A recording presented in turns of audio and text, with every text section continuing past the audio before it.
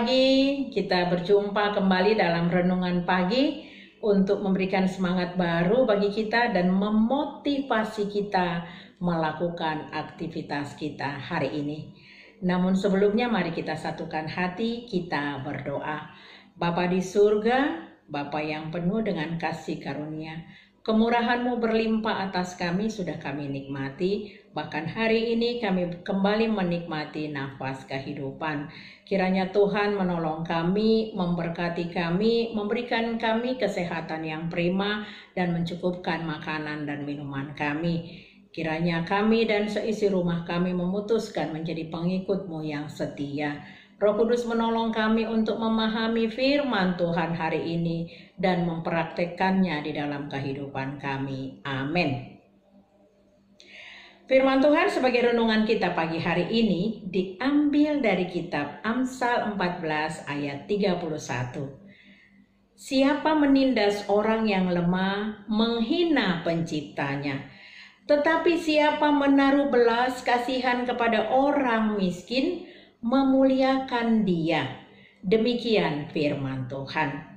Saudaraku, jemaat yang dikasihi Tuhan Yesus Kristus, seperti kita ketahui bahwa kitab Amsal ini ditulis oleh Raja Salomo dan beberapa penulis lainnya seperti Agur dan Raja Lemuel. Dengan tujuan pertama untuk mengetahui hikmat dan didikan, selanjutnya untuk mengerti kata-kata yang bermakna, juga untuk menerima didikan yang menjadikan pandai, serta kebenaran, keadilan, dan kejujuran, untuk memberikan kecerdasan kepada orang yang tak berpengalaman dan pengetahuan serta kebijaksanaan kepada orang muda. Dan yang terutama adalah belajar tentang Tuhan itu sendiri. Juga memberikan petunjuk cara hidup orang Kristen yang benar, yakni bagaimana cara berpikir, cara berucap, juga cara bertindak. Kitab Amsal mengajari kita bahwa kehidupan yang kita jalani dan pilihan yang kita buat secara langsung mempengaruhi kualitas hidup kita. Mari kita baca kitab Amsal ini dari awal sampai akhir agar kita memahami firman Tuhan. Saudaraku, salah satu yang menjadi bahan perenungan kita hari ini yakni kitab Amsal 14 ayat 31.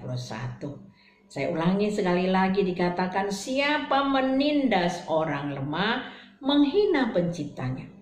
Tetapi siapa menaruh belas kasihan kepada orang miskin memuliakan dia. Saudaraku, terkadang tanpa kita sadari kita sudah melakukan diskriminasi atau bahkan mungkin intimidasi kepada saudara kita atau mungkin kepada orang lain yang lemah, yang miskin, yang hari ini sedang kita bicarakan.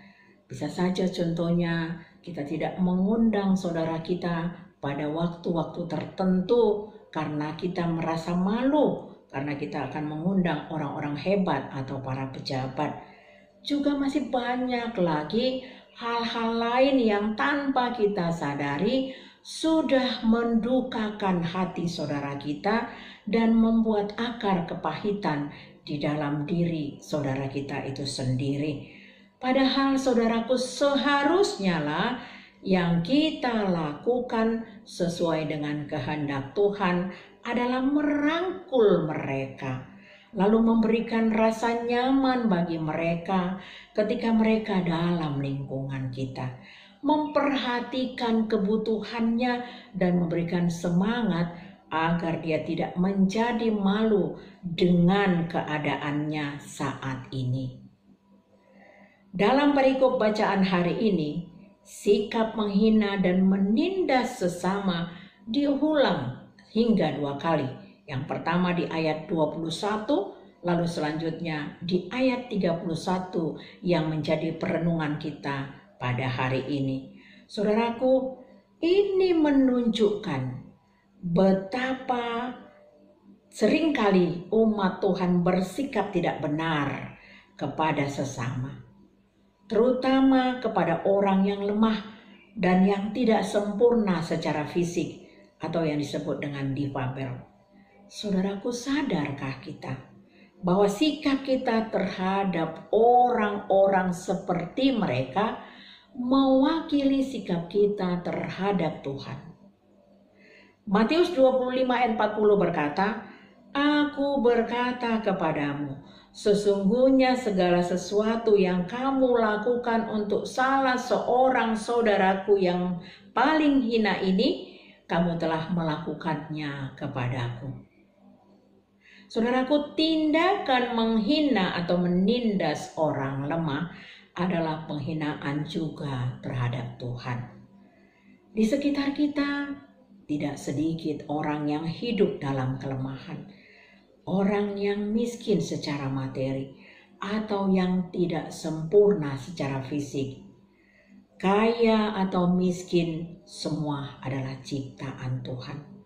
Tuhan membuat semuanya menjadi berwarna-warni, bermacam-macam dengan tujuan agar kita hidup saling membantu, saling mengasihi, sehingga terjalinlah hubungan kasih itu dengan baik, sebab disitulah berkat-berkat Tuhan akan mengalir. Saudaraku, sekaligus juga kita sudah menghargai ciptaan Tuhan. So, bagaimana dengan kita? Sudahkah kita memancarkan kasih Tuhan dengan mengasihi sesama? Kiranya kasih Tuhan yang kita terima memotivasi kita untuk memperlakukan sesama dengan penuh perhatian. Sebab cara kita memperlakukan orang lemah menunjukkan rasa hormat kita kepada Tuhan yang sudah mengasihi kita. Amin. Firman Tuhan sudah kami sampaikan ya Bapa. Kami bersyukur berterima kasih bahwa hidup saling mengasihi tidaklah harus melihat standar kehidupan kami. Kami harus mengasihi sesama, tidak peduli itu siapa ya Bapa. Sebab Tuhan telah lebih dahulu mengasihi kami. Biarlah firman Tuhan melekat di dalam hati kami dan kami praktekkan dalam hidup kami. Kami berdoa bagi semua pelayan-pelayan Tuhan untuk melayani dengan sungguh-sungguh dan berhati yang berkobar-kobar, melayani dengan penuh semangat.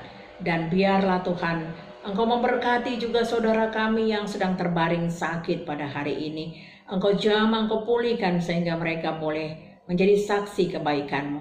Saudara kami yang berduka karena ditinggal orang dikasihinya, biarlah Tuhan Engkau memberikan penghiburan bagi saudara kami yang berkabung agar tidak terlarut dalam perkabungan. Saudara kami yang mengalami begitu banyak persoalan-persoalan hidup, baik itu persoalan suami istri, persoalan antara orang tua dengan anak, pekerjaan, perekonomian, bahkan persoalan-persoalan yang sulit sekalipun, Engkau adalah solusinya ya Bapa.